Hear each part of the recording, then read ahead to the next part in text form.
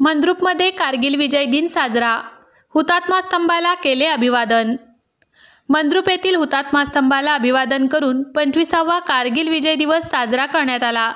सरपंच अनिता कोरे, उपसरपंच भगवान वनमाने व सेवानिवृत्त सैनिकांच्या हस्ते हुतात्मा स्तंभाला पुष्पहार अर्पण करून शहीद जवानांना अभिवादन करण्यात आले।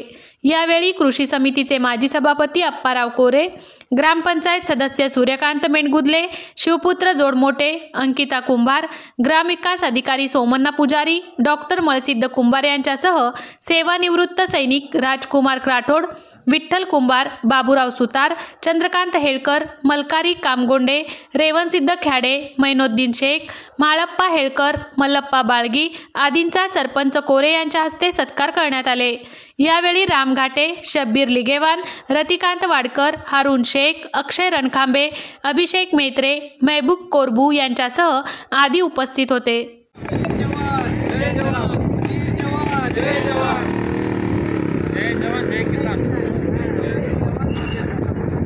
वीर जवान जय सलाम, वीर जवान जय सलाम।